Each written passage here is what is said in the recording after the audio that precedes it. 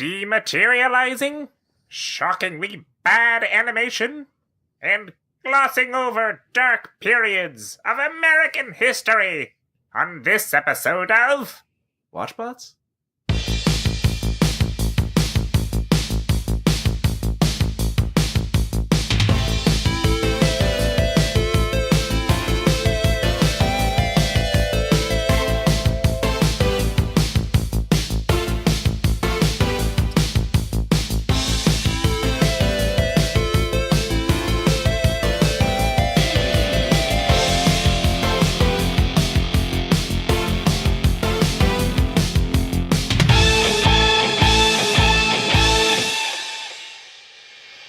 Hi, everyone. Welcome to Watchbots, the podcast about old kid shows and dealing with your budding sexuality. This is Ben, joined tonight by Shaylin. Hello. Howdy. And Dave. Pleased as punch to be here, Ben. I don't know why those get me off guard every week. I have no response. It's the only joke I write down, and I'm just glad it works every time. 100% success rate. Betting 1,000. How's everybody doing tonight?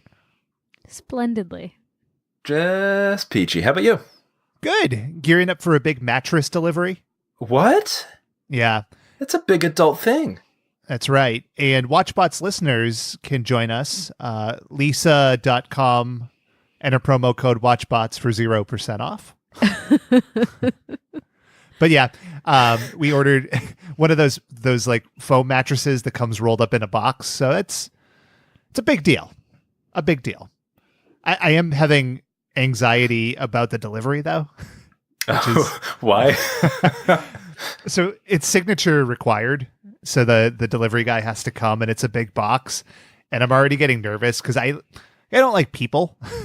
And so meeting the delivery guy and signing it, and then I don't know if we have to hand it off or if he's going to help like drag it into the house. I feel compelled to give him money too. It's just Just have him leave it on the front porch.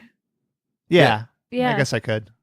Unless it's Or like the back huge and porch. you need help like bringing it up. And then you can call Dave. Yeah. Yeah, well, I don't want him like entering the boudoir and throwing a mattress in there. It's just He'd just like ruin your sex swing and all that. It'd be weird. Yeah, I just assume that like the delivery people all hate me anyway.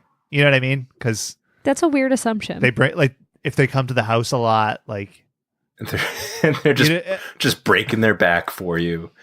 yeah. I don't know. Why the new mattress? Was the old one kind of was it 80 years old? Were you having trouble sleeping? Well, I'm glad you asked, Dave. The old mattress is haunted. Oh, It's very spooky. That's thematically appropriate. If a cat sneezes on the same floor of the house, the bed squeaks. It's amazing. The thing is just weirdly noisy no matter what. it's what you get for sleeping on a mattress of styrofoam. Yeah. Basically. You jump on it and it's like a cloud of specter dust. It's a ghost. Poltergeist. Have you heard that stat about how many skin flakes you lose into a mattress? Yep. It's gross. Yeah. Gross. I can't remember the stat. A lot. It's So like, it was it's good an thing I brought alarming up. amount. Yeah. Yeah. Like Yeah. pounds. Yeah. Well, I hope everyone's sufficiently grossed out. Yeah. I am. Yeah. If you want more mattress stories on the show, hit us up at WatchbotsPod on Twitter. # Mattress Hour. And if you don't want more mattress stories, hit us up on WatchbotsPod. # Nattress. Yeah. Nattress. Yeah, I'm satisfied That's with good. that. Okay. So mea culpa of the week. And this is revisiting our Real Ghostbusters episode last week. I've got a couple of things on my plate that I'd like to talk through, but I will defer to you all if you have anything. I do not have an official mea culpa this week. Okay. Dave? I have one. Last week I was talking about the Ghostbuster toys, and I failed to mention my favorite Ghostbuster sort of item was the Ghostbusters outfit. Did either of you have that? Like the jumpsuit? No. No, but I wish I had. Oh, it was awesome. I wore it all the time. Like it had like it was the brown jumpsuit and the proton pack, and I had the trap too, and like the jumpsuit had like no sleeves, and it was like hot pants and stiletto boots and like the busty ghost logo. It was That took a turn. it was awesome. Yeah. Sure. But so mea culpa. I had a friend who had the trap, and we spent a lot of time playing with that at his house. Was prone to breaking the trap Really? because you had to step on it, so it required that puff of air to blast the door open. Oh yeah, Yeah, so that hose would kink really easily. that makes sense. I always lost the proton pack had like the Nerf nozzle or whatever, and that always got ruined or snapped or ripped or whatever. Yeah. But, I don't want to sidetrack too much, but I was looking up different toys and stuff related to Ghostbusters over the last week, and there's this company, Anovos, that their whole business is essentially selling mostly screen accurate props. So they have a lot of different Stormtrooper helmets and things like that, but they have a Ghostbusters Proton Pack kit that they send it to you, and you essentially build it and paint it yourself. And it that's looks cool. just like the real thing. That's really neat. It's $850. So money, money well spent. Yeah. But when we get the Patreon going, we could put it toward that and get a lot of good content going. Definitely worth it. I have a friend who is part of this group that they do like birthday parties and like charity events, but they dress up like the Ghostbusters, and they've each built like replica proton packs and have like the jumpsuits. And I think this might have been like them visiting a set or like a movie prop like museum or something, but I think one of them made their car into the Ecto-1, which is pretty cool. But That's really neat. Yeah, it's really neat. I thought he was just like, I thought he just like had the costume for a little bit or like dressed up at like some Comic-Con or something, but no, it's his, and the proton pack is his and home built. It's really neat. It's really impressive. So now I have a fourth mea culpa, but I'll get to those in a minute. So Okay. My brother, one of his birthday parties was around the time when Power Rangers was getting really big, and we had it in a VFW hall or something, and the gist was it was a Power Ranger party. So he had the Red Ranger come and visit. So the Red Ranger comes in, and like body type wise, not like a big fat guy or anything, but the helmet was fucking huge. The helmet, I swear to God, was like as wide as the guy's shoulders. So he comes in like a normal sized person. Maybe it was a lady. I don't know. You can't tell. Well, I guess I think you could. Anyway, whatever. But like this helmet, it was like cartoonishly large. And like my brother and his little friends are trying to talk to the Red Ranger, and like they can only respond by doing weird hand gestures and like wobbling the huge head around.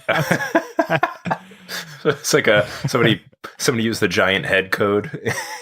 Yeah, like you could live inside this helmet. It was crazy. Oh, fun. So That's terrific. So my mea culpas, one is now for you, Dave, for somehow not mentioning that you had a friend who is a Ghostbuster party person on our Ghostbusters episode. Yeah, I remembered it last week right after the recording. I was like, oh shit, I should mention him. Mm-hmm. And then I will, after this recording, I will send him, I will direct him to both episodes, and we'll get more downloads. Yes, that's numbers. Mm-hmm. And the rest were all mine. And Dave, I was going to give you shit because you talked about Heartbeat, Don Johnson, the music video. And you mentioned you thought it was set in like Vietnam or a war. Yeah. And as we were recording, I thought that was not even remotely close to true. Until I went back to look. And it, in fact, was true. So it's part him like hip swivel dancing, in part him in a war. It's like Platoon. Yeah, and the hip swivel part is like is he in like a warehouse or like something like that. It's like so there's actually more than one part Yeah. where he's doing hip swivels. Mm. I also looked up the video because I also thought that you were crazy, because what I remembered was him being in Times Square, which also happens in the video. Yeah. All right. Really, Well. really weird. I'm glad we each remembered different pieces. Well, I feel vindicated. You should. Vindicated from that thing we never actually called you out on. You didn't have to say it. I could hear it in your voice, and I was like, God damn it, they don't believe me, but I'm going to push through this because I know I'm right. Yeah. Because we don't fuck things up here. Nope. The other ones, this is a preemptive one because we're talking about other Ghostbusters this week. And I realized after I had sent you all the link to the episode that I probably should have found the episode that was on the same week as the real Ghostbusters. We'll really get like a real flavor of that period, but I didn't do that. So I apologize to the listeners. Would have been a cute little theme, but I don't think about these things until like way too late in the process. But they aired like less than a month apart. Yeah. So it's not like we were going decades. But a month when you're a kid, that's eternal, baby. That's a lot of time, That's And fair. if we're talking contextual feeling, like who are we kidding? It's going to be Crocodile Dundee. It's actually not, as we'll find out in a minute here. I know this is big news. Now, the last mea culpa is maybe the biggest of all. And at the end of last week's show, I talked about the slime shooter from Ghostbusters 2 and how it was a water gun. It did exist as a toy. It was not a water gun. Oh, what happened was you hit a button and a pink wand shoots out. And if you want to know what it looks like a cat's erection. Well, I was going to say a dildo, but yeah, that works too. It's very phallic and it's very funny. So I recommend you look it up. Search like Kenner slime gun on eBay. You'll see it. It's funny. I'll take a screenshot and post it on Twitter too, but it's good stuff. Now, speaking of Ghostbusters, we are sticking with Ghostbusters this week, but we are talking about just plain old run-of-the-mill, vanilla Ghostbusters. And this is the other side of the coin. We mentioned last week that this cartoon premiered the same week as the real Ghostbusters, but the story of this one it's crazy. It's based off of a 1975 live-action TV show that starred two guys from F Troop and a dude in a gorilla suit. It's so good. So I knew that it was based off a live action show, but I thought that like the Ghostbusters, that show, had been mildly popular. No, it was a show that existed. They happened to have the name for it. And so they completely jumped on the Ghostbusters bandwagon. Truly spectacular stuff. It's really bad. I thought this Ghostbusters was based off of an older cartoon, like they revised it or resurrected it or whatever. Similar to what they used to do with Scooby-Doo. Like they had the show in the 60s and then they brought it back. It's like same animation style. I thought that's what happened here, but nope. Just based off of what looks like a cable access slapstick comedy. Yeah.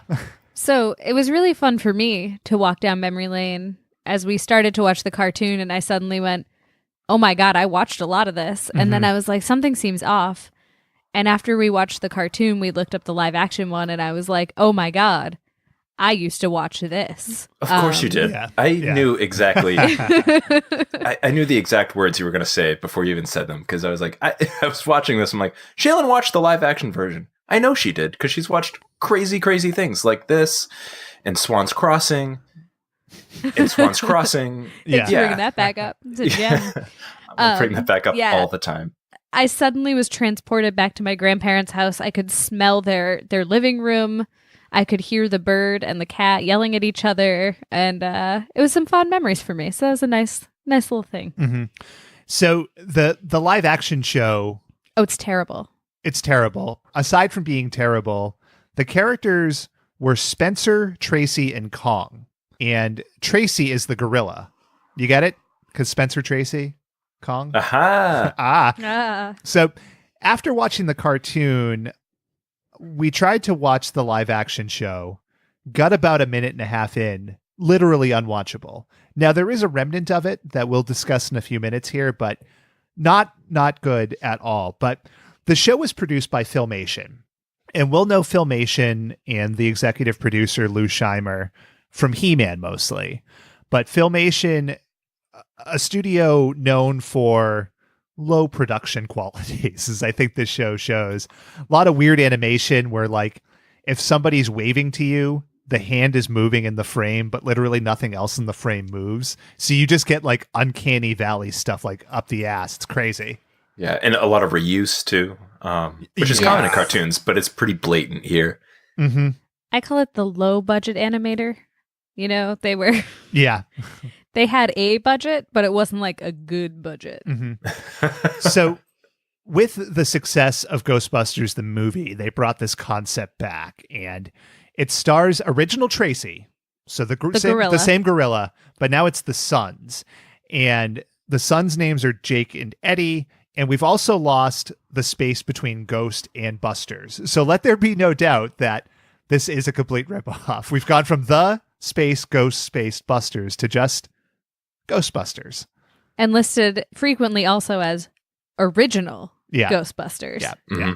And we'll talk about this, but I mean, you can really see the lifeblood between this and Masters of the Universe. There is a lot of carryover with characters and, you know, settings and variety of villains, but production value, animation style. Voice of Skeletor, who also was every single bad guy. So this show, not a huge success. One syndicated season of 65 episodes was off the air pretty quickly. Interestingly, the toys for the show go for a ton of money on eBay. The Ghost Buggy, I looked this up today. There's one being sold for $600, which is nuts. Like, really crazy. Why would anybody have bought that in the first place? Like that's ridiculous. I mean, to be fair, like if you didn't watch the cartoon and you just saw the toys, like they're kind of neat. They're neat looking. This is one of those shows I have a feeling that has a really dedicated fan base.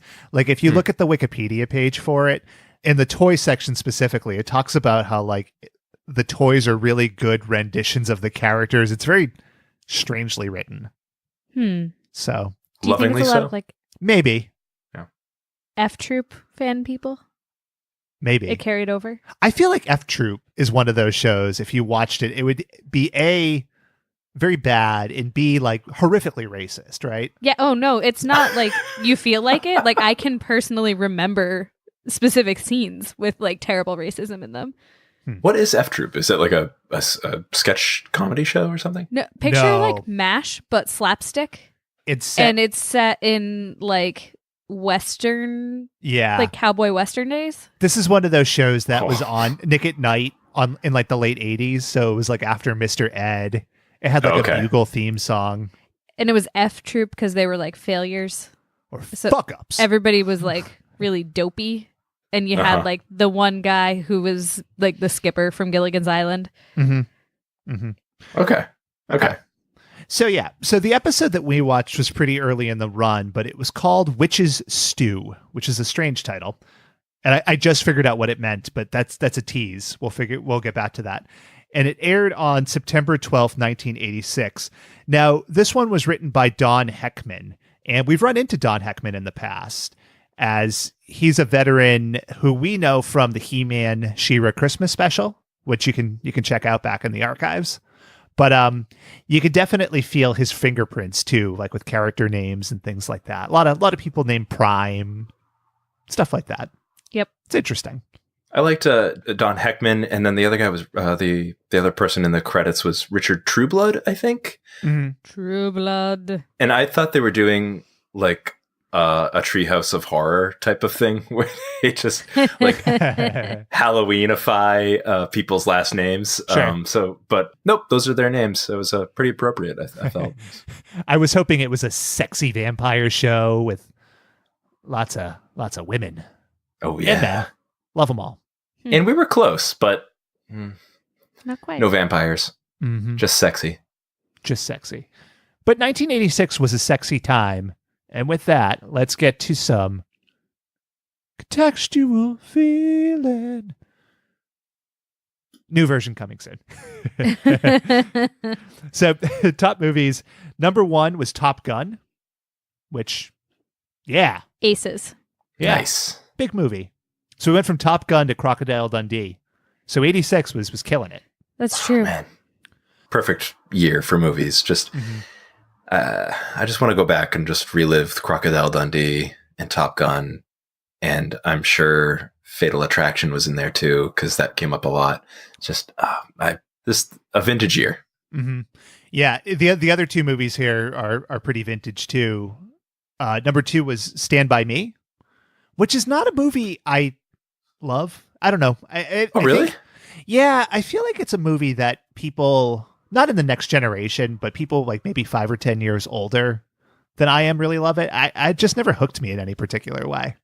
I had nightmares about the pie scene. Mm-hmm. A lot of nightmares about it. You're thinking of American Pie. Nope, I'm not. That's a dream, baby. Gross. I liked it because it showed me what it looked like to have friends as a child, and I didn't have any friends, so it was like a great fantasy movie for me. Mm-hmm. Really, it brings me back to my isolated childhood. It reminds me of the time I found a dead body. I wish. And here we all are now, grown up to be Richard Dreyfuss, narrating our childhood. It's good to be us. I'd want to be Richard Dreyfuss from Krippendorf's Tribe. You know? It seemed like he was having fun. I prefer Richard Dreyfuss from Jaws. Okay. That would be my ideal. Okay. Lots of sun. Yeah. So a quick aside, the other day, my family and I went to the mall, and it's an outdoor mall. So we were walking store to store, and we passed this older couple, with a French bulldog. And my daughter loves dogs, so we had to stop, ask if we could pet it. And yes, of course we could. And she goes, "What's the dog's name?" And the lady says, "Oh, it's Hooper." And I said, "Ah, yes, Hooper drives the boat, Chief." And the wife just goes, she just goes, "Hooper," like that. And and sure enough, they had named the dog after Hooper, or the character in Jaws. And so we were laughing about that, and I'm like, "Oh man, like that's great because I have a dog named Richard Dreyfuss." And they're like, "You do?" I'm like, "No, I don't have any dog."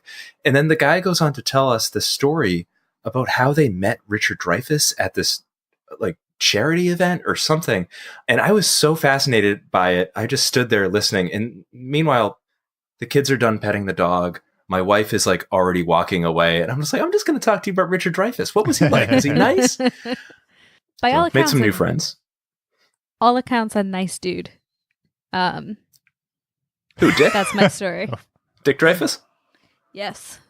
By all accounts. I've You have Sources independent say. verification? Yeah. I do. I have verification from several different people that have met him, Great. which is a weird thing that people I know have in common. Mm-hmm. That one time they met Richard Dreyfuss. My own Richard Dreyfuss story. When I was a kid, I bought a lot of old Mad magazines because cool guy. And I remember they had the Jaws issue where they did their send up of Jaws. And the implication was that Richard Dreyfuss's character fucked sharks. So I think it was Hooper asked him, like, "How do you make love to a shark?" And the answer was very, very carefully. And the joke was so good that it just stuck with me for, I don't know, at least 25 years by this point. I like And it. you've used it in every episode of WatchBots, so Yeah. that's good. That magazine must still exist. So they had talked about shutting down, but I recently saw something that they published, and I can't remember if it was a magazine or a book. Mm-hmm. Like in the last couple of weeks, I saw something. Okay. Yeah, I feel like things like Brand X and that kind of humor, it hits my sweet spot. Hacky puns. I could have been big. When Mad Magazine was in its heyday. If only you've been. They still have a born website. sooner. Okay. I know Cracked has a website, but they're like BuzzFeed now, and Cracked always sucked. Yeah, I never liked Cracked. I don't know that I ever saw Cracked magazine, like physically. Well, if you preferred Mad Magazine, hashtag Mad Boy or Mad Girl. And if you liked Cracked, hashtag Cracked Kid. So Cracked at Dial Dundee. yeah, that'll do. Yeah. Smoking the cracked pipe. We could punch these up all night. Great. Yes. Plumber's Cracked. That's too far. That's inappropriate. So top music. Oh, wow. Top music. Number 1 was Take My Breath Away, which was the theme from Top Gun. Number 2, Dancing on the Ceiling. So again, Oh, what a feeling. things coming back. Number 3 was Stuck With You by Huey Lewis. I like Huey Lewis in the news. Me too. Yeah. It's got a really great beat. Shaylin, do you like Huey Lewis in the news? I got nothing else. I'm done. I I'm got going to stop nothing there. beyond I thought you were going to repeat the line. That's Oh, okay. no. That's okay. So And TV-wise, we talked about this a lot, so I just looked up kind of big things that premiered in 1986. 1986 was the year the Oprah show came on. The talk show. Yeah. So it's amazing to me now that like Oprah is on stage at like fucking Apple events doing something with Apple. It's weird. Announcing Being a their wealthy, weird wise credit card. person. Yeah, announcing a credit. I don't know. Apple. You're losing the plot, Apple. But before we jump into this, I know we talked about spooky stories last week, but Shaylin, it looks like you have something to say. Do you? I'm very excited about this. So we're out of Boston-ish. We're in Massachusetts. There's a local grocery store. The chain is Market Basket Demoulas. About 10 days ago, a lady posted on social media a very intriguing question. Has anyone else seen a ghost inside of Market Basket? And there are literal ghost hunters going to Market Basket to find a Victorian-era ghost in the freezer section. And I cannot stop following this story. It is amazing. It's been on local news channels. The Today Show is sending out freelancers. It's becoming a thing because a lady who is overworked and underpaid probably hallucinated a reflection in the freezer section and thought that it was a ghost. It amazes me that stories like this still get big play. Yeah, and like the lady has posted other stuff before in like the community boards, and like she's very nice, and I truly do believe she believes that she saw something. And I make no secret of the fact that I'm like, yeah, ghosts, I'm into that. Like I can totally buy into that. But the concept of like in the frozen pea section, there's like a lady in a dress hanging out. Like if you were a Victorian ghost, is the freezer section where you're going to hang out? Like I'm going to haunt somewhere else. I'm going to find something a little more familiar. Why is it a Victorian era ghost in a modern day grocery store? Like, was it Indian burial ground? That kind of thing. So the theory. Okay. There are people who used to own a house out behind the grocery store who claim that they've seen the same ghost. So the ongoing theory is that whoever this ghost is of had like a farm nearby or something, and she's just like straight chilling because, she's a ghost. What else is she gonna do? Right? Like the parking lot's kind of boring. Might as well see what kind of new technology is around or something. On the frozen food aisle. And with that cold, spooky story out of the way, let's enter Ghostbusters. So I have to break with format slightly. We always start with the cartoon song. It's tradition here this far in. But today, I want to play for you first the live action show song. Dave, have you heard this at all? No, this is completely new to me. And usually I mute while you play clips or songs, but I'm gonna not mute, and you're just gonna will catch me in real time. Yeah, I'm gonna blast it. And these shows songs are long, so I may not play them all today, but I think you'll get a flavor of this.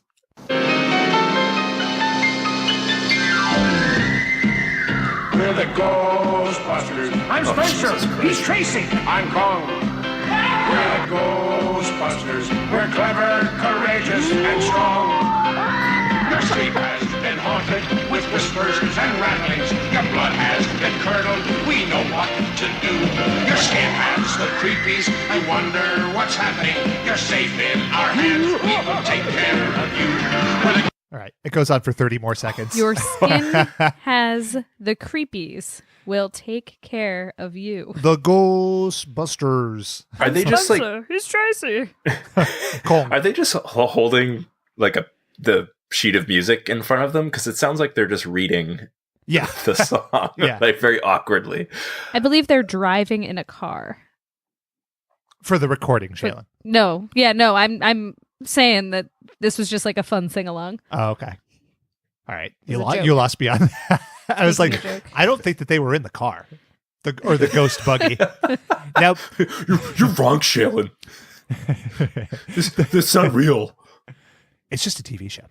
So the reason I played that is I want to make a direct comparison between the live action show and the cartoon show and maybe have a quick debate, and we can loop in the internet on which song is better. So let's hear the cartoon song too.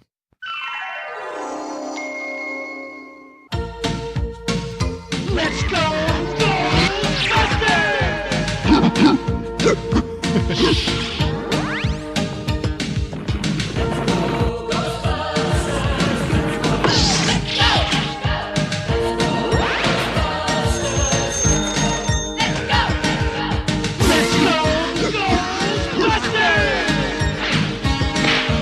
That song goes on for another 45 seconds. It's genius. And I've really come to think that you can tell a lot about these shows by the quality of the song in the opening.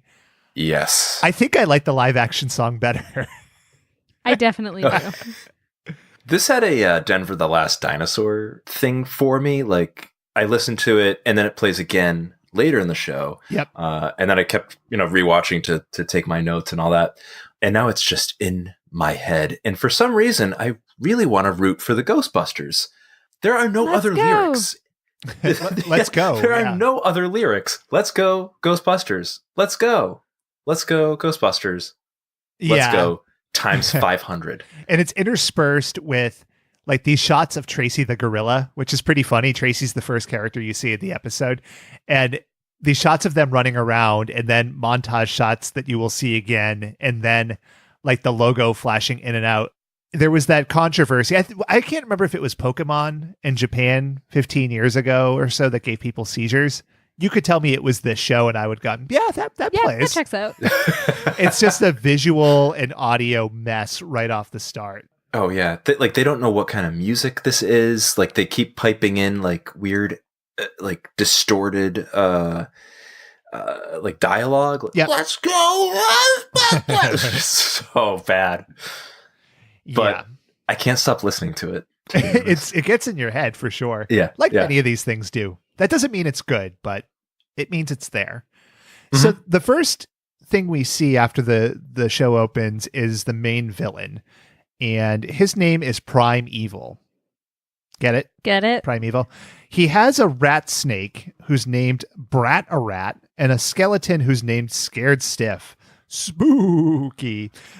This is one of those shows where anything that you see on screen at any given time has a stupid ghost pun name, which usually I like that kind of thing. But when you're getting down to like calling a skeleton Scared Stiff, even I have my limits. He's a skeleton robot.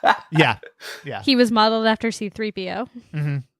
He kind of has like a David Bowie look to him. I can't place it. Like the crew, the flat top. Like, maybe you can help me workshop this. Like, who does he look like? Prime Evil? No. Scared Stiff. Oh. Scared Stiff. He looks like C-3PO, but a skeleton. But why does he have a crew cut? Crew cuts were cool.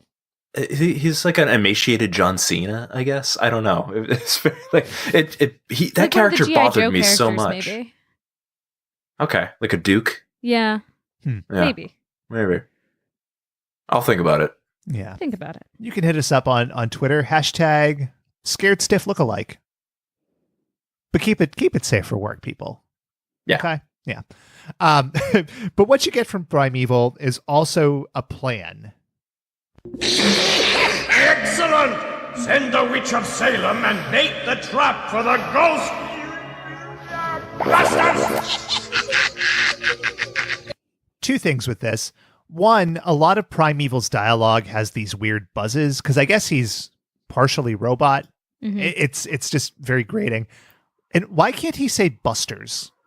Anytime that Ghostbusters is said by him, it's like Busters, but he doesn't have. He's got like a stutter or like Tourette's or something. Yeah. Ghostbusters! But it doesn't come up for any other thing in the episode. It's a weird choice. Literally did not notice that. And now that you're saying it, I don't know how I missed it. How did you? He does it like 5 or 6 times, maybe more. Yeah. I was focusing on the animation. Mm-hmm. Fair enough. Which is also egregiously bad. Yeah. And what is he? So you mentioned this, Ben. He's like part machine, but he's evil, but he's also kind of like a skeleton or a ghost or the devil or something. Like, it's just a mishmash of like qualities. And then they made Prime Evil. So like, I couldn't understand what he is. Do either of you have a guess? So I don't have a guess, but Wikipedia says that he's a wizard who appears to be a robot with flowing red robes. I mean, he's a D-grade Skeletor. That's the Yeah. general idea. Yeah, exactly. Right. And so, I Right. mean, it comes up in other episodes that like Merlin and Merlin's assistant guy are allies with the Ghostbusters. So it Merlin, makes sense he's like a the- wizard. Like the Arthurian legend, Yes. Merlin? The same. okay. Yes, we'll get back to Merlin. Well, what a weird thing to be saying. We'll get back to Merlin. Oh man, I can't wait. So- Dude, what a tease. But Primeval sort of looks like Skeletor, like married, like a weird love child of Skeletor and Destro from G.I. Joe. Like this just weird mashup. Okay. Yep. Yeah, that'll play. Okay. All right. Now we see two kids, and each kid has a strange thing about them. One of them is wearing a suit jacket and has a beer belly. The other one, I'm just going to say it, has a very like well-defined ass. Yep. So you saw that too. It's a very It's- He-Man-esque. It's yeah, like it's he was okay. drawn to have a very shapely ass. That is accurate. Yeah. So good on him. It's just it stands out. He works out, man. Like, come on. Yeah.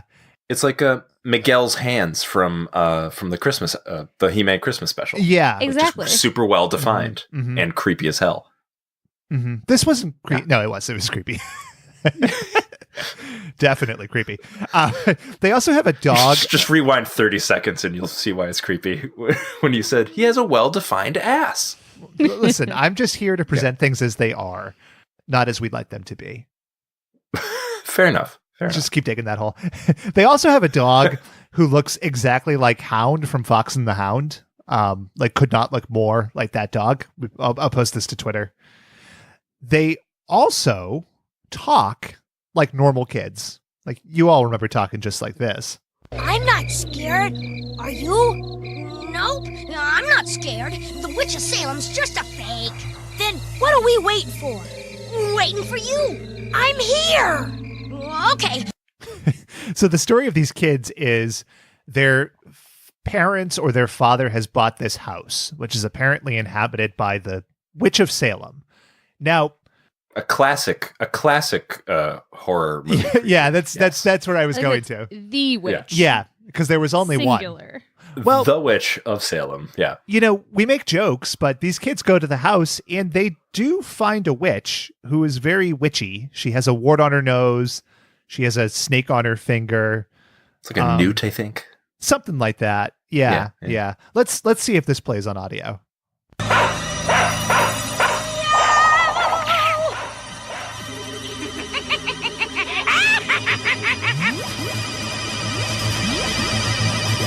So her powers include things like waving around, making the lights in the house blink on and off, and apparently playing like old Atari 2600 games.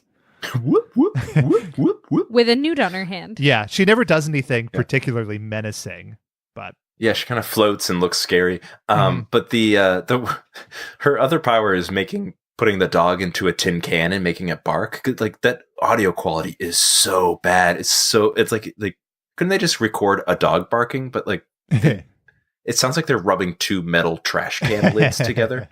It's so awful. Listen, it was man, like time is yeah. money. Shaylin, what do you know about the Foley work in this episode? Not yeah. great. Tell us. Who did the Could you Foley? enlighten us? I didn't look up the Foley work because I found it distracting and terrible. Wow. You know, we have bits. We do bits. I know that was my joke, is that I wasn't going to play. Don't tell me what to do. When people listen to WatchBots, they expect to hear not funny hashtags, discussion, and bits about Foley artists. It's like the house of cards on which this whole show is built. This'll come Listen to back later. Shaylin's new podcast, The Foley Grail, coming at you this summer. All right. I dig it. Guacafoley. Ooh. It was a slow burn. Foley for me. moly. Got me. All right, we're off track. So now we go to the Ghostbusters. And the Ghostbusters have what appears to be a haunted house with a lot of lighted signs in the middle of, I'm saying New York, but it's never really It's the Twin specified. Towers. It was. Never forget. Sorry. The Ghostbusters headquarters looks like the house from Beetlejuice, where Beetlejuice is from. Yes. I didn't realize that until you just said that. Like specifically from the cartoon, but I mean from the movie too. So it's a weird thing. And their phone rings, and it is, of course, a skeleton that talks, and it does have a stupid name. The phone's name is Ansabone, because it answers. Yep. Why couldn't it just be It's like an answering machine. Telebone? That would have been better. Telebone was the name of my sex line in college. But it was just like people would call, and I would just have the phone held up to my groin. You know, I guess it was kind of like Lucy and Peanuts. Like the doctor is in. Telebone. Yeah. I am officially uncomfortable, guys. Why? So thank you for that. That's how we met. I called the 1-900 number, Telebone. Mm-hmm. I'm gonna lock down telebone.com, start building it up. It's an idea. It's a business model. I wouldn't say it's a good idea, but it's an idea. Mm-hmm. Here's an example of what the show considers a joke. You reached the Ghostbusters. The Ghostbusters aren't in right now. They're out to lunch. Permanently. I warned you about that. See, it's funny. So here we meet Jake. And Jake, this has been bugging me. This is like scared stiff with you, Dave. I was trying to figure out who the fuck this looked like. And I think he looks like a guy from 101 Dalmatians, maybe? Like Okay. Yeah. Yeah, the Pongo's owner. Yeah. Yeah. Whose name is escaping me, but yeah. I have a suggestion as to who he looks like, and this isn't going to work for the listeners because they don't really know me, but I think he looks like me a little bit. I thought that too. Yeah. Yeah, it was like looking in a cartoon mirror of myself. Like, oh my god, it's me. Right down to the jeans and suit jacket and loose tie look. Yeah. So Handsome as fuck. Sure, dashing Jake Kong Jr. We also meet Eddie, and Eddie, to me, just to make a connection, he kind of looked like Eldon Hansen, who would be most known now for playing Foggy Nelson in Daredevil. He also was Fulton Reed in The Mighty Ducks. He's been in a bunch of stuff. He's a good actor, but kind of schlubby. Also dashing, though. In his own right. I thought Eddie looked like a doughy He-Man. Like he's got... that's and true it just too. goes back to Filmation. Like you just look at him, it's like He-Man got a little jowly, but like you still see his features and everything. Yeah. Mm-hmm. Yeah. Yeah, that plays. So this is where the show gets weird. They take the call, and they're on their way to Salem. We're 45 seconds in. Yeah. So they slide into an elevator, and then we get a sequence that lasts 1 minute and 36 seconds. I don't have any clips from this because the only audio is like sound effects and the theme song we just listened to, but it involves things like Jake and Eddie getting disrobed on a spider web down to their Ghostbusters themed undies, going on trapeze rides, riding on conveyor belts full of bones. It is really crazy. It's completely insane. Yeah. And it's in this massive, like just space. Like I don't know how to describe it. It's like they're in outer space doing this, like some sort of cosmic thing. But they're just in their mansion or whatever it's called, the headquarters. Or in a magic clothes changing vortex behind the Murphy bed. The weird thing too is Jake is devil may care about the whole thing, and Eddie seems like he's never done this before. Yeah. So he's a bit of an oaf. Now Jake is dressed like he's going on safari, and Eddie is in like an old aviator's hat, and it looks like a ridiculously large coat. It's very weird ghostbusting gear. He's got a Wally from Denver the Last Dinosaur hat on. Yes. So that's two of those hats that we've now seen only in cartoons. And both times on kind of doughy, nerdy looking guys. Yes. You know, coincidentally, I had one of those hats when I'm wearing one right now. So they get dressed in 1:35, and they blast down into the ghost buggy, which is a strong name that they did take from the original show. And the ghost buggy is Southern and sassy, which of course it makes sense. So we go back to the Haunt Quarters, which is Prime Evil's location.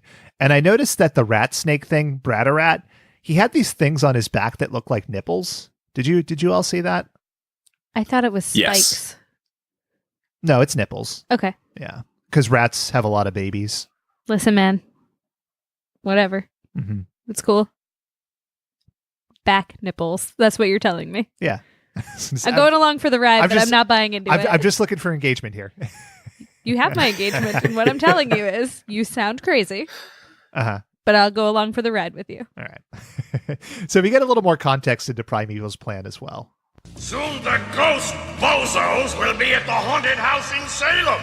Where we can steal the dematerializer. Right you are, Brataman.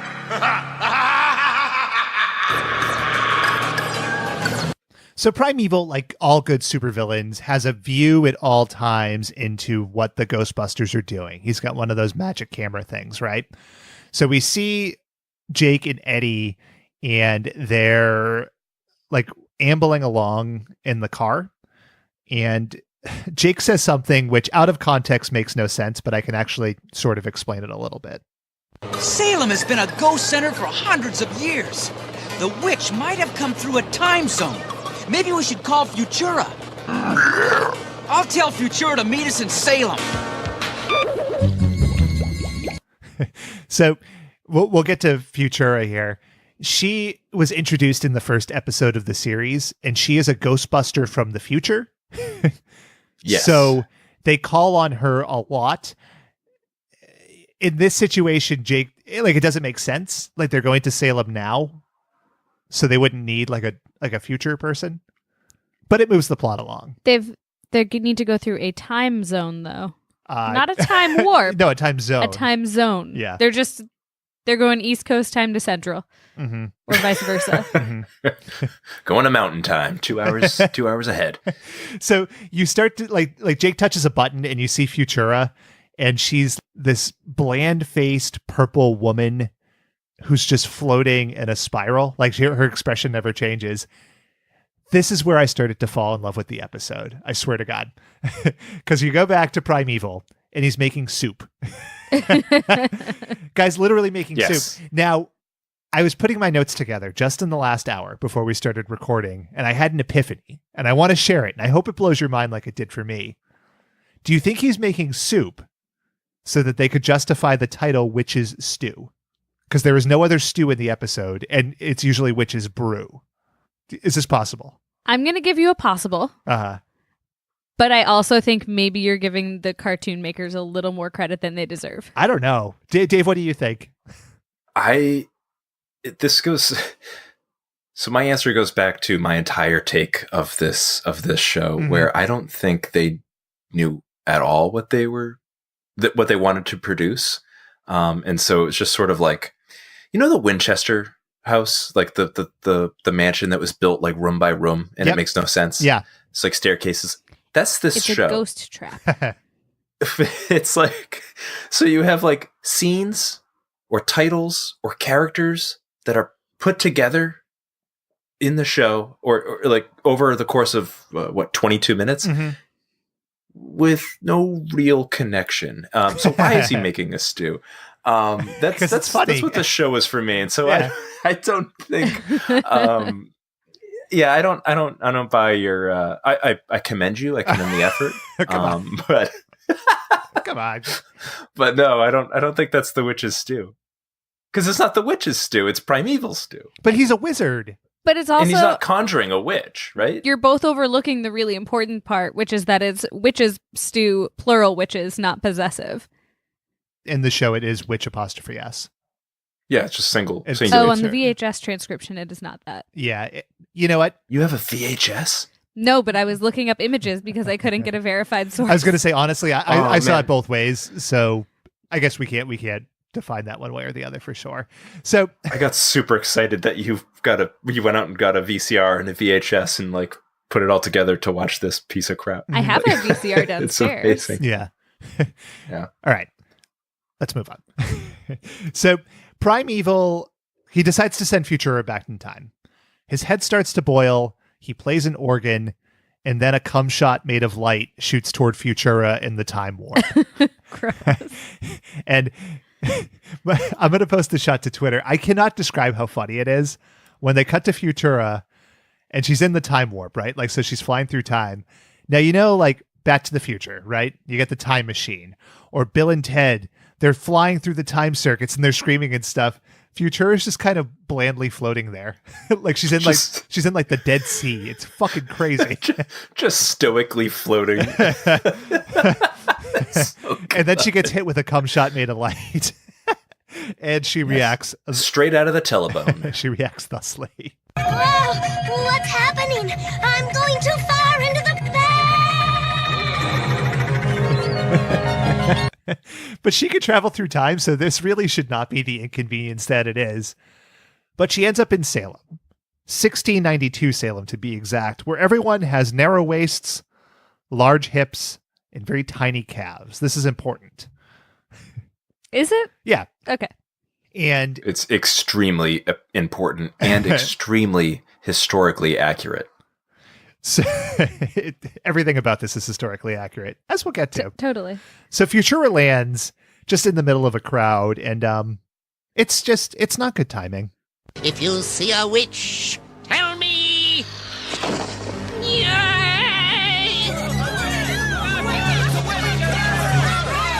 What's going on here? I don't know. I could see why this show didn't succeed, I guess. Really? I went on a rampage in my notes just writing about Salem, like historical Salem. Because again, like growing up near Salem, you learn a lot of stuff. And like, I don't know, the Crucible is at every high school, at least every third year or so. And oh my God. Oh my God. Yeah. Yeah. The Scarlet Letter, this was not either. It's weird. So they take Futura away. We'll get back to historical accuracy. Now we go back to Jake and Eddie and Tracy, and they're in Salem, and they see the Salem witch, and she's just kind of dancing. She's not like attacking them or anything. She's she's one of those like car dealership blow up guys. I'm doing like the dance here. Yeah. Like the wacky tube men. Yeah, exactly. Yeah. She's a distraction. And I was trying to think through this, and again, I haven't watched all the episodes. Maybe I should have. Okay. Maybe I should have done 65 episodes of research. Did Primeval conjure the Witch of Salem to that house, or was she just like a convenient means to an end? Like she was already there. I thought he conjured her there. Okay. That was my understanding at the beginning of the episode. Okay. So maybe he has some kind of like control over where ghosts go. Yeah. Yeah. Maybe that's what the stew was. It's the witch's stew conjures her and maybe she can haunt the Ghostbusters, whatever. Mm-hmm. So, but that would mean I was right. So he really stirred her up. Well. Well, in that case, I don't want you to be right. So it's wrong. It's forget it. Okay. Yeah. If you know what the power was, hit us up on Twitter at WatchBotsPod #PrimevalPower. Also, if anyone can explain to us what the F we watched in this episode. Please, no, I'm explaining it quite clearly. Us. Yeah. So the Ghostbusters also get caught in a cum shot of light. And let's hear that. Hey! What's going on? It's just funny. So now they're in the scareway, which is what the time thing is called. And they're floating through. And this is the point where Tracy started to talk. So the gorillas started talking halfway through the episode, and I found it really alarming because you'd even seen that before. Like he just makes like monkey noises. Yeah, no, it makes sense though, right? Yeah. So no. Yeah, well, that's what time traveling does to you. Yeah, it's like She-Ra's horse. Mm-hmm. Swifty. Like in the middle of the episodes, all of a sudden Swifty can talk. 20 minutes in. Hello, She-Ra. Man, Filmation was the shit. Yeah. It's awesome. Everything is like an acid trip. I want to know. Yeah, they didn't give a fuck. It's great.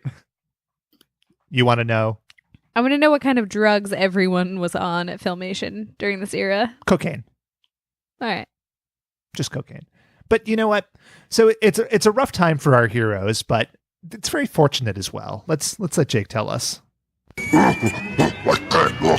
gotta get out of here! Jake, there's a full moon! Call Fuddy! Yo, Fuddy, give me super strength! Fast! So there's a full moon and Jake calls Fuddy. Fast. Yeah. Fuddy, of course, the apprentice of Merlin. That has not been introduced in this episode at all. Yeah. So they know Merlin and they know Fuddy, who can give them powers during the full moon. And that's about as well as it's explained on the internet. You with me? Are we clear here? I still don't know how they knew it was a full moon from inside the vortex. Cool. I don't have an answer. I was trying to think of either something funny or like a logical response, and I came up empty-handed on both. Mhm. So, Mm-hmm. yeah, I don't know. You're right, Shaylin. You're right. Fair enough. Yeah. Thank you. So he doesn't get the super strength he asked for. He gets super speed. So it sounds like he swallowed helium. It doesn't matter. Like, they're just running through the scareway anyway. So the whole thing is incomprehensible. And I absolutely loved it. We take a quick look back at Primeval, who shoots yet more light cum, but he shoots it at Bradarat and he makes him into like a Jello cube because he fucked up heavy something. cum. Yeah, a lot of cum. Yeah, it's a good power. And then this show has come, baby, come, baby, baby, come. Sorry. Where was I? So the show has a transition screen. You know, like, so we've talked about the Transformers one where the different logos zoom in and out and stuff. This one has one too, and it shows the Ghostbusters logo, which is just kind of a ghost face, and it's in different like expressions. Did you guys? It's like it's contorting its face, yeah, in like different ways. Did you guys notice what it was doing during this transition between Primeval and when the boys land in Salem? It's an anus. The mouth is just puckered up like an anus. Oh. It's so fucking gross. Must have liked that cum talk. Oh, God. Gross. Oh, fuck. We've working blue today. Okay, yeah, that's good. Yeah. There's not a lot to talk through here, or there is a lot. So, all right. So we go to Salem. Futura is getting put into the stocks, and they're talking about tarring and feathering her. I'm pretty sure this isn't how the Salem witch trials worked. They did not. Yeah. Can confirm. Mm-hmm. Was not the punishment. Were you there? Spooky. No, but I was a weird little kid who did a lot of research on this. Mm-hmm. Big Shyamalan, Shaylin is the ghost haunting the grocery store. Shh, don't tell them. I have to hide the dress. And co-hosting this podcast. If any big Hollywood bigwigs are listening, we're open offers for that story. Yeah. We'll even write it. Yes. Yes, we will. Points on the package. I know my terminology. So something funny happens here. So Futura can time travel by touching the gem on her neck. So she's surrounded by two kind of burly dudes, right? And all she has to do is touch this gem to get away. So she very, very slowly reaches up toward her neck, and her hand is the only thing that's moving in the shot. And then there's a close-up of her reaching for the gem, and then the guys very slowly take her hand away, and then she's shaking like she has Tourette's. This takes 7 seconds. Yeah, it's... I was wondering, in part, if like the time travel made her very weak, because she does nothing to move quickly at all to escape. Like, she doesn't try to evade capture at any moment. Mm-hmm. She doesn't run. She doesn't hide. Nothing. Yeah, she's like lifeless. Yeah, it's very weird. Yeah. It's like she has no bones, like just no muscles, like just I was gonna say the same thing, Shaylin. She just like there's like no resistance to her. She's just like dragged around, or yes, yeah. So good representation of females. Totally. Mm-hmm. I'm woke. I get it. So the Ghostbusters show up in Salem. Fortunately, they dropped in the same spot as Futura, and Tracy. Salem is a very, very small town. Yeah. I even meant the same time, but yeah, the same exact spot too. Interesting. So Tracy runs over the main Salem Puritan to save Futura from the stocks, and she's thankful for this. Thanks, Tracy.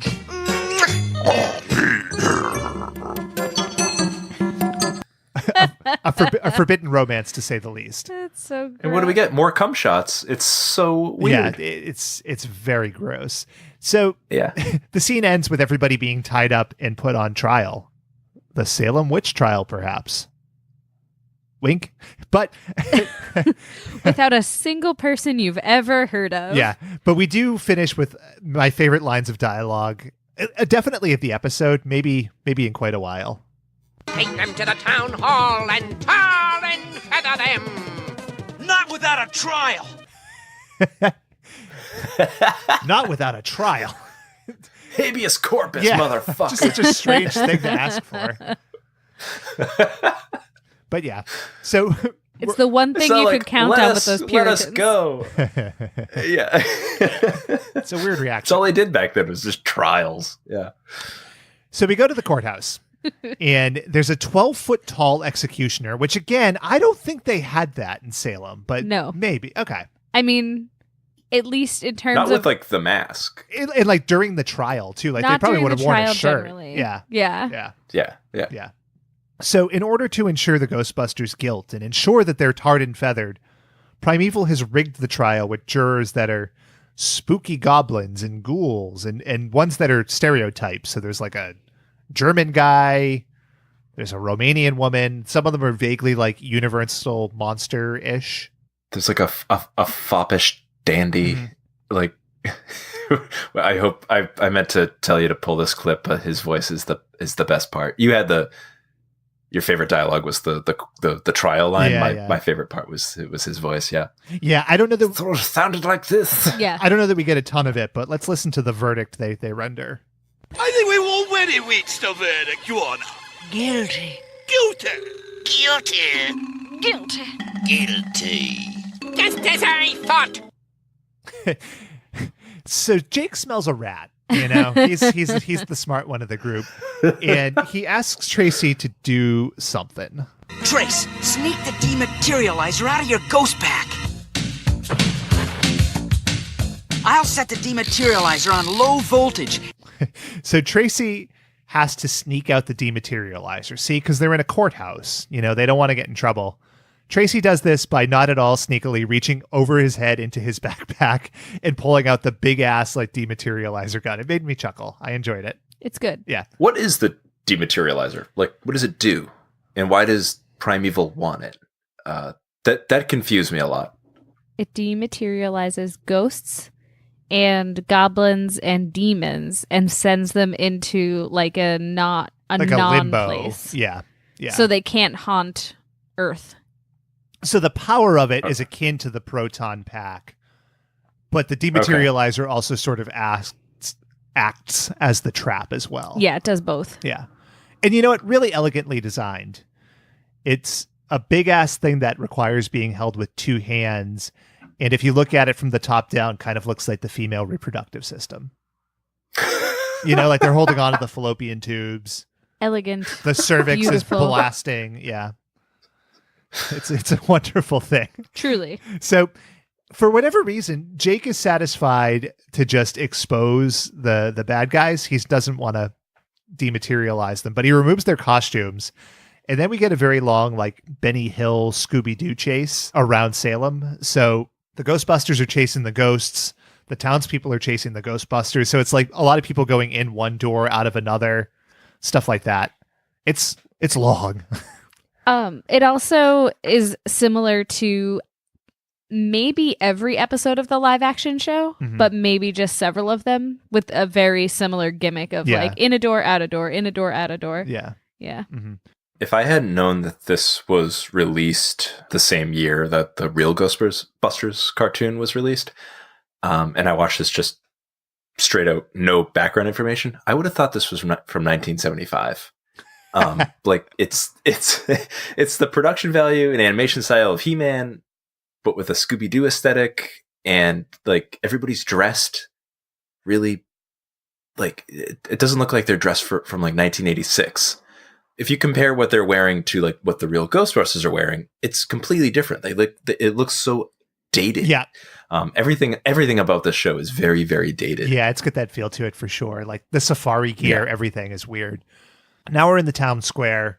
Everybody's there. It's a Mexican standoff. And Primeval shows up. And, you know, the Puritans, they don't know what the fuck to do. They're going crazy. They're speaking in tongues. But Jake, he starts to teach a little lesson, you know? There's your real evil. Not Futura and the other poor people you call witches. But I thought you were evil spirits too. Two. Oh, So it's funny. And Jake takes out the dematerializer, and it's their weapon, but it's not good enough to kill Primeval or send him to limbo or whatever. But it is enough to do something. You know, he has a plan, and his trap becomes clear.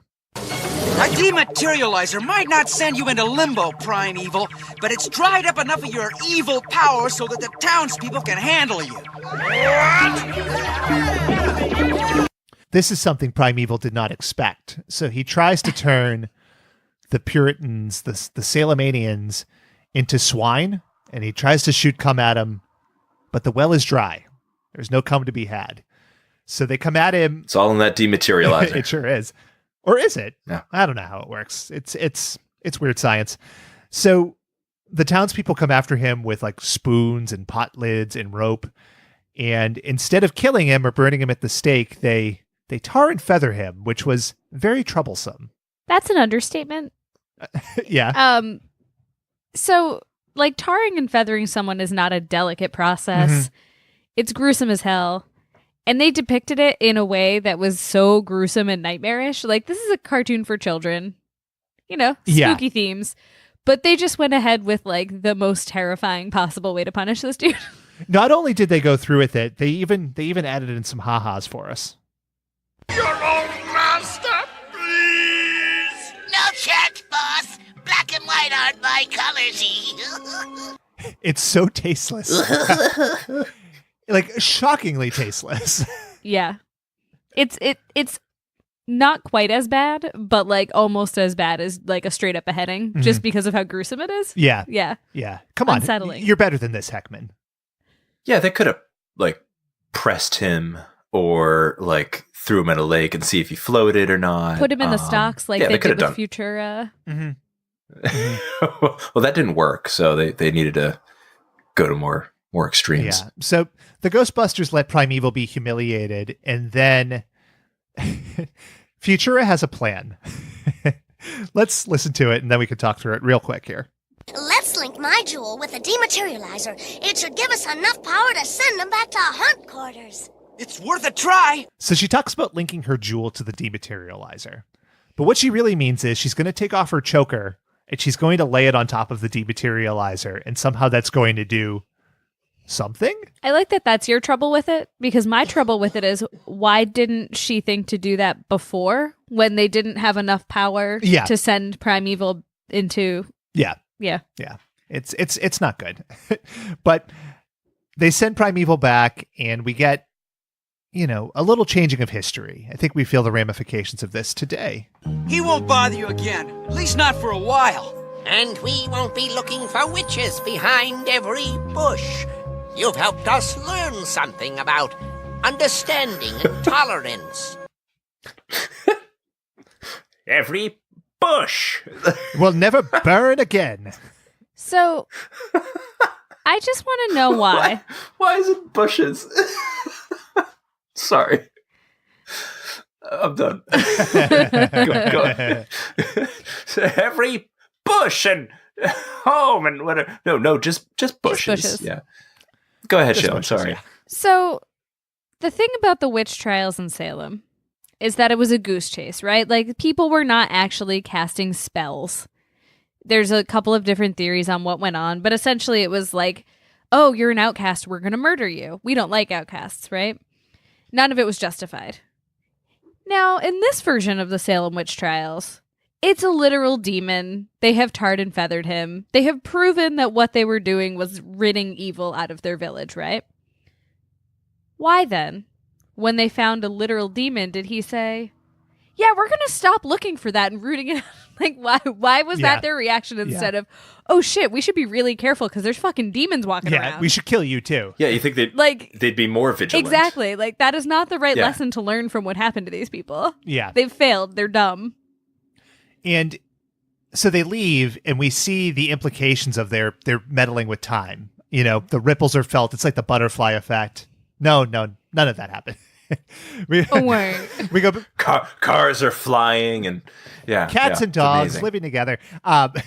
So we cut back to Salem where the kids are there and the house is getting remodeled and the Witch of Salem is gone. And I don't seem to recall that the Ghostbusters actually ever got rid of the Witch of Salem. No. Nope.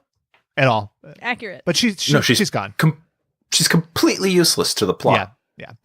And that's kind of where it ends, but not really, because we cut to a skeleton television and Piglet from Winnie the Pooh with wings. And we get the moral of the story. I had the same exact So thought. weird. This is insane. I don't know if we'll listen to the whole thing, but let's see if we can get a flavor. In today's story, the people in Old Salem weren't afraid of witches. They were afraid of the unknown. That's something I can understand, because, well, I'm a little bit afraid of the dark. But I'll bet you're not afraid once the lights have been turned on. Of course not. I was amazed that this show with like tarring and feathering and the witch trials had a moral at the end.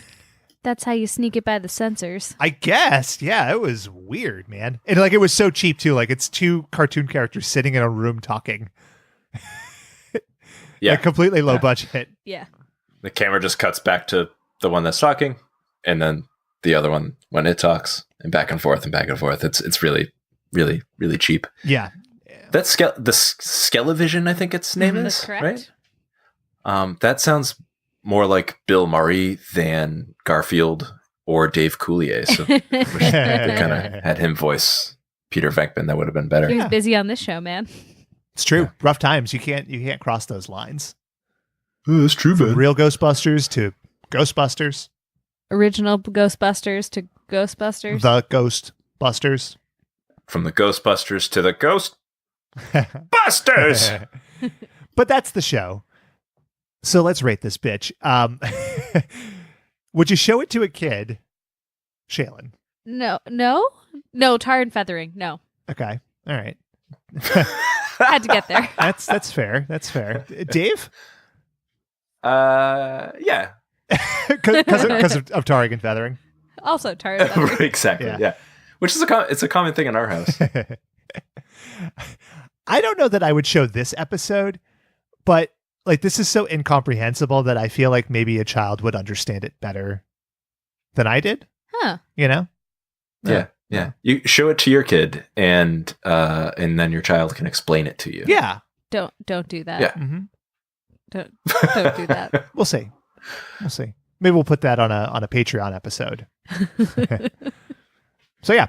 So and let's go with 1 to 5 witches stews. Shaylin. 2 witches stews. Okay. There's definitely stuff to talk about here. Very little of it was entertaining the way it was meant to be. Mm-hmm. And so I can't give it full credit. And also tar and feathering. Mm-hmm. We'll go back to that. So you added a witch's stew because of the tarring and feathering. That is correct. Yeah. Right. Dave? 2 out of 5 naked Ghostbusters. 2 out of 5 witches stews. This was, I kind of grew to love this. It was like a bad accident. Like when you have a bruise on your hand or something and you just can't stop pressing it. Like it hurts, but you can't stop. That's what the show was for me. Yeah. Yeah. I'm going to give it a 3. Like it's not good. Like I will just say that very clearly. It's not good at all, but it's like bizarrely fascinating.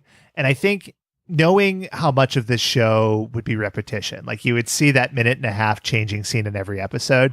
I feel like you could charge through a bunch of these pretty fast. You know, you see that them go in that elevator and, like just skip that video ahead 1.5 minutes and now you're moving on. It would be interesting, like to see if the whole show is such a fever dream, stuff like that. I didn't hate it. No, I didn't hate it. That's why I gave it a 2. Yeah. Yeah. So that's Ghostbusters. And Shaylin. Yes. I believe you have a game. Yes. So now that we are this many episodes into this show, I have finally come up with a name for my game. Mm-hmm. And it is Shaylin's Game. As always, this or that. So that is, we're going to play today, this or that, Ghostbusters Edition. We're going to stick with Shaylin's Game. So, I am going to give you the name of a bad guy or nemesis, foe, whatever. And you have to tell me if it's from the real Ghostbusters or the original Ghostbusters. All right, tit for tat. Let's go. Dave, Count Dracula. Original Ghostbusters. Good job. Ben, Killer Watt. That's real Ghostbusters. Dave, Malachi. Was I right? Yeah, Thank you. Malachi? that is correct. He wants you too, Malachi. Children of the Corn. Original. Wrong. Ah, fuck. Ben, Dr. Creep. Now I'm getting confused. Original being the one we just watched. That is correct. Okay, original. Yes. Dave, Calling bullshit on that point. Shanna O'Callahan.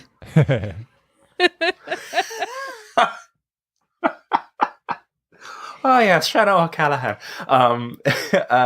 Real Ghostbusters. That is correct. That is Ray's favorite singer, who, as it turns out, is actually a banshee in disguise. Sure. Yeah, they'll get you. Sure. Yeah. Can I offer a punch up in the middle of the game? Yes.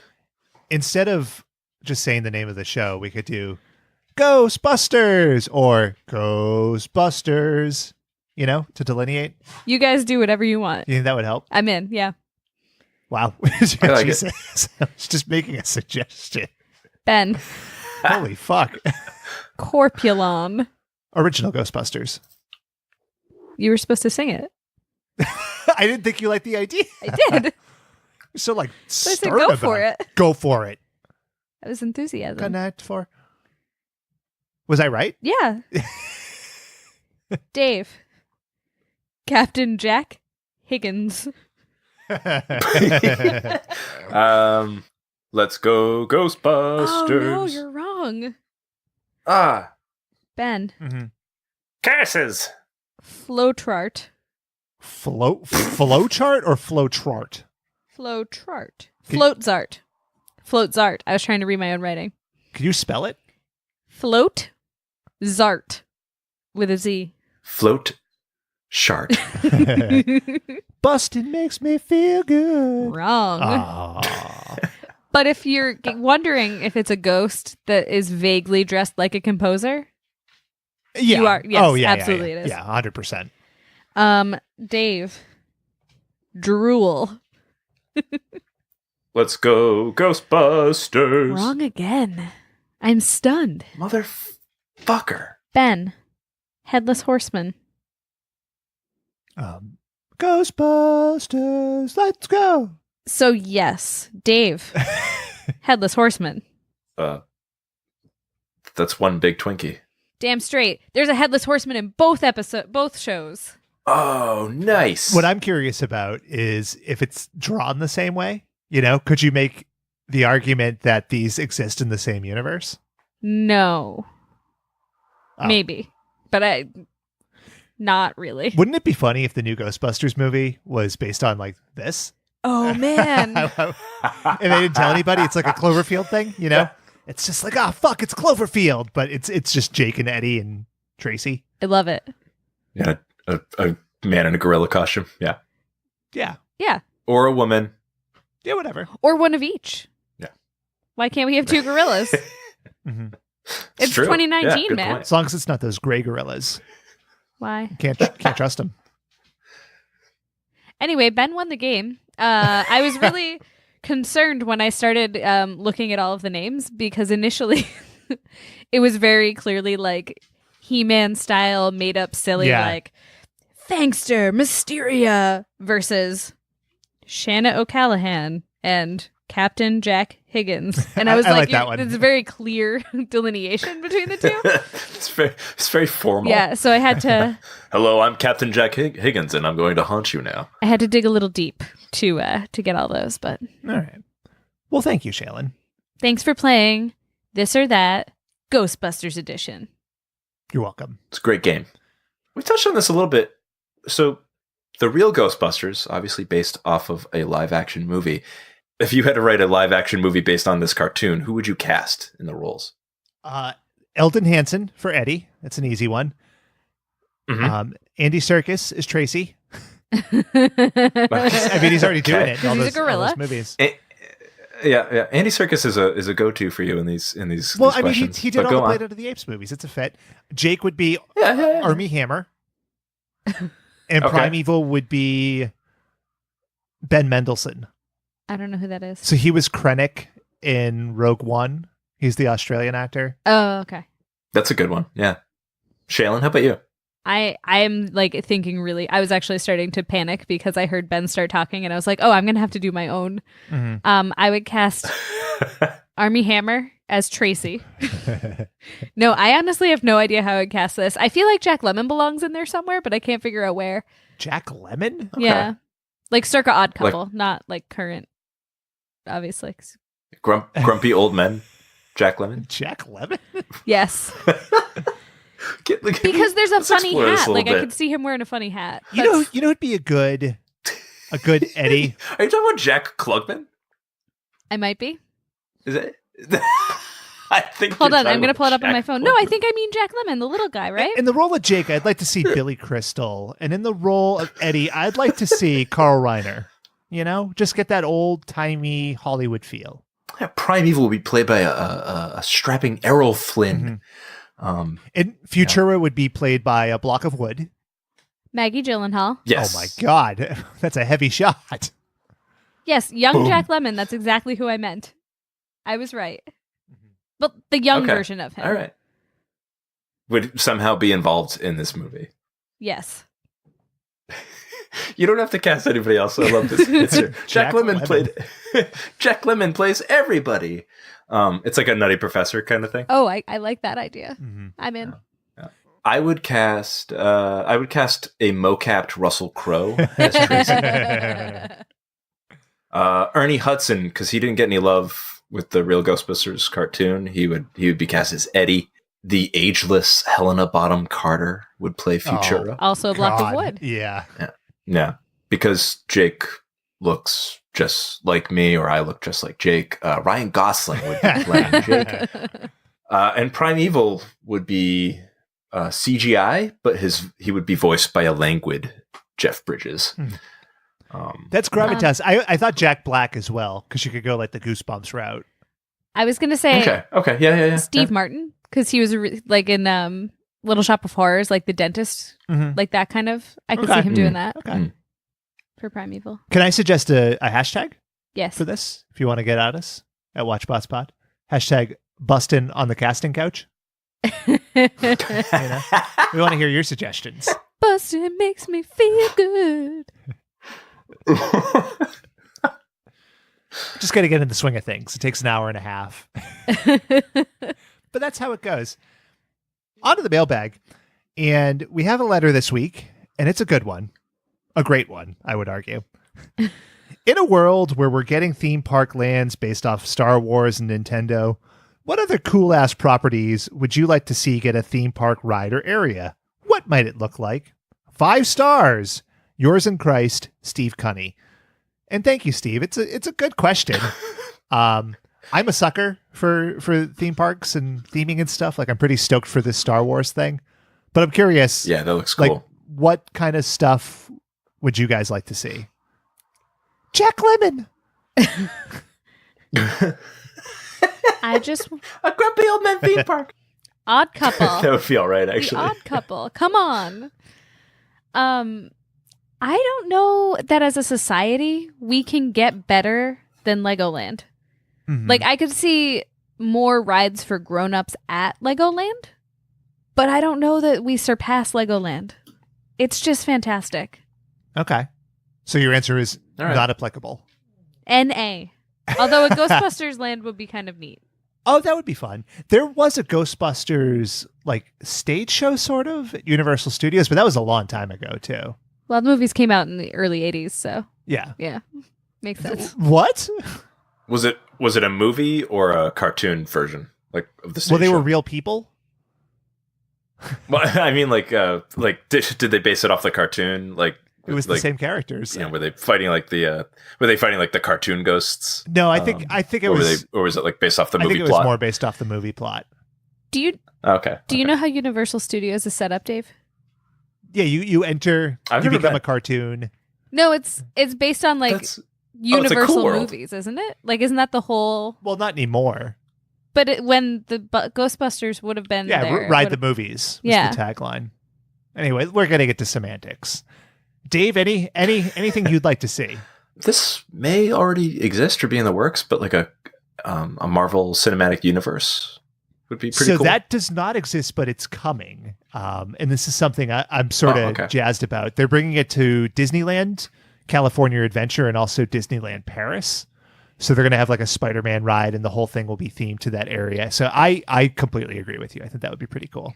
Yeah, that'd be fun. Also, if you could do like it'd be like a whole park, but like with different movies. I'd do like late 80s, early 90s action movies. So there'd be like it'd be an entire park, but you'd have like a Die Hard land or a Predator land, maybe a Black Rain park or something like that. But that would be I think that would be my dream theme park. Cool. I could think of a couple. For years, my thought around this was Nintendo, and I think I'm thrilled that they're doing it. So the centerpiece of it is it's like a Mario Kart thing, and they haven't really explained what it is yet, but there is talk that like you will be driving, there will be screens, you could throw weapons at other players and stuff, which is so fucking cool. Yeah. Like That's I keep cool. so much expectation onto it that there's no way it can be as good as I want it to be. Same thing for the Star Wars land, frankly. Like it will be amazing, but it will be so filled with people Right. that it will hurt my enjoyment of it. But anyway, my actual answers. So I thought of a couple. One would be something around like Lord of the Rings or The Hobbit, because there's a lot of that is like wandering, but there's big battles, or in The Hobbit, they're in the barrels and stuff. So I think there could be some really kind of cool sequences out of that. Dragons. There's definitely some cool areas like the Mines of Moria you could explore, and She Loves Lair. Like that's really fun. Yeah, I think As a that. very small person, I'm looking forward to Hobbiton. Yeah. See, that would be cool. A lot of scale models. The other thing that I thought of You'll fit right was Star Trek.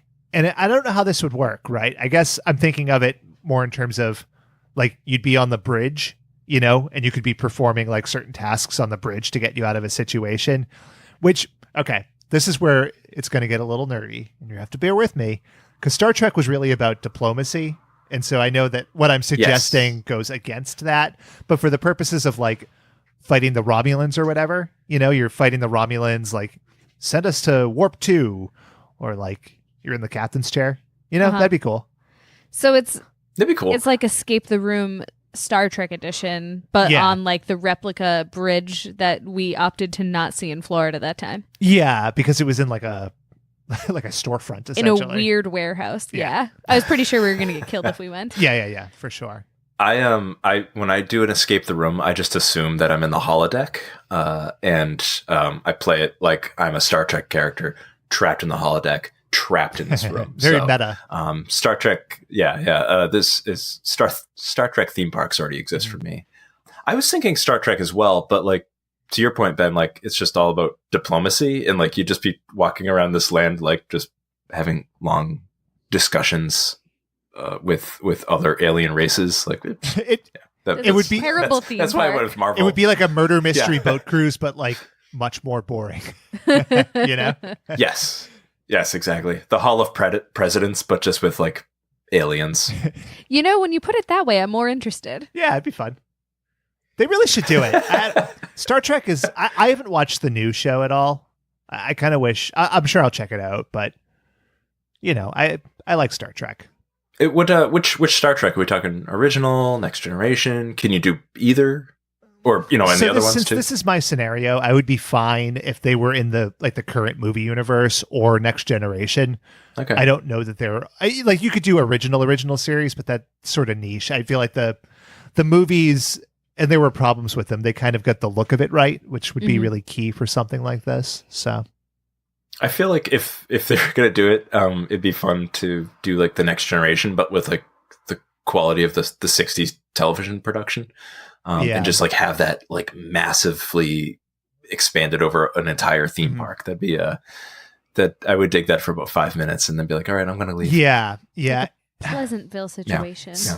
This is a very expensive joke. I enjoy it, but no, I know I'm out. It's interesting. Like, and I don't want to go too far down this path. We could have a longer discussion, but I think now that you've seen, like, with the Harry Potter worlds and stuff, where they really get immersive in the world, right? So it's not a ride; it's the world around it and the shops, and they build it so you can't see outside of it. I just think there's so many cool possibilities. So, like, it's why I'm really psyched for, like, the Star Wars thing or Nintendo or the Marvel Land, because it'll be really interesting to see how they make that work. But anyway, you go a million directions. It's stuff I can geek out about it all day. So thank you, Steve. And if you have an idea for a property you'd like to see, hit us up, hashtag chasing your dream park. All right. It's good. It's good. Yeah. Yeah. Okay. Yeah. All right. Yeah. Okay. Well, you can... Boy. Theme scheme. I don't know. Fuck it. Dream theme. Theme your jeans. Jeans? Yeah. Gross. Hashtag Bustin' makes you feel good. Okay. All right. I'm into that. That's good. And you can email us at email@watchbotspod.com, and we'll read on the air and make up bad hashtags the way you expect. So, guys, any last thoughts on Ghostbusters? I'm mostly sure that we won't be discussing a show called Ghostbusters next week. So speak now or hold your peace. If you need me, I will be at the market basket hunting, busting. Very good. I'm sorry to say, next week's episode is going to be the Teenage Mutant Ninja Ghostbusters. So I guess we're 3 in a row now. But yeah, it's ghosts. They never go out of style. And you just got to be careful out there. Real Ghostbusters was better. Agreed. Let's leave it at that. Yes. So you can follow us on Twitter, Instagram, and Jiffy at WatchBotsPod. Please subscribe, rate, and review on iTunes, Spotify, or your platform of choice. For Dave and Shaylin, this is Ben. Thanks for listening to another episode of WatchBots.